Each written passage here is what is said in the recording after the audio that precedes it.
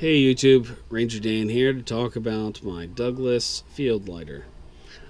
This is a neat little lighter that I picked up a couple weeks ago after stumbling upon it, and I had to have it. When I first saw it, I saw it was retailed around $100, and I was like, "Ooh!"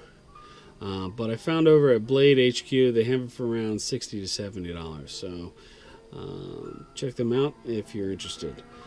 But a few of the benefits of this particular lighter, which really caught my attention, seeing that I'm a big outdoor enthusiast, is that one, it's completely waterproof.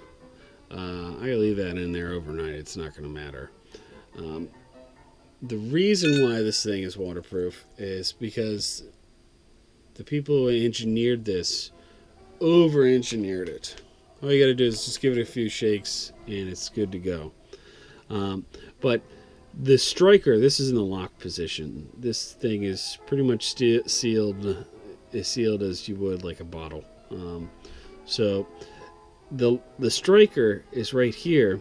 You just screw this down and this sheath kind of pulls out of the way and presents you with the striker. And then all you have to do is just light it. And this is pretty much like a Zippo on steroids, in my opinion. The reason why I say that is, one, it's waterproof.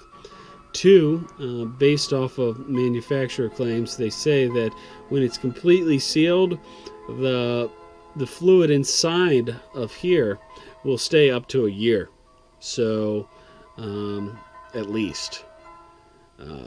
So that is a benefit. I really like Zippo style lighters. Problem is, 2 weeks after they're in your pocket, you can't light it anymore because all the fuel evaporated.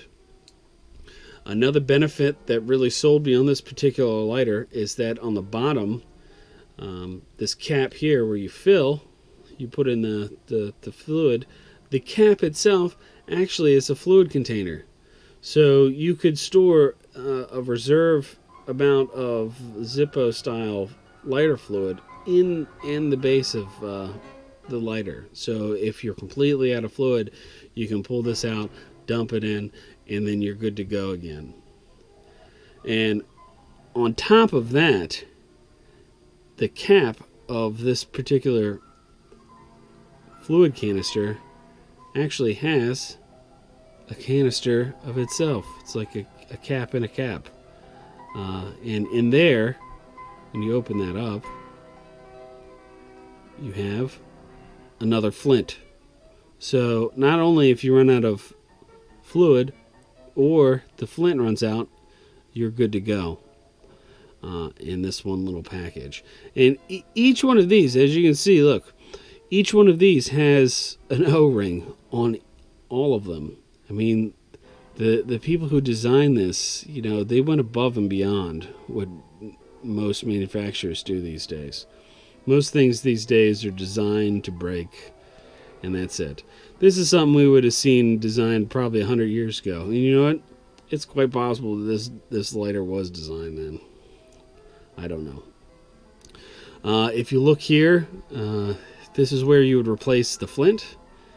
Again, this is where it shows that they've gone another step. I don't know if you have taken apart a Zippo, but when you pull out the thing, it's just a spring with a little brass piece on the top. But this here it's like a piston. They have the spring enclosed in here, which again has an O-ring to prevent water from leaking in.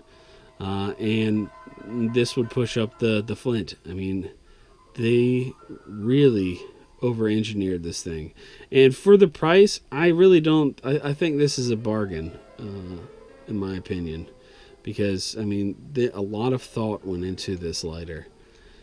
And it works really well. Only downside I can say about it is that if you light it for too long, it will get warm. Because the heat dissipates down through the stainless steel. The casing can get quite warm.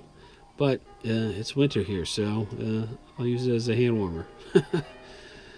All right, well, that's it. If you guys have any comments, questions, let me know. Ranger Dan out.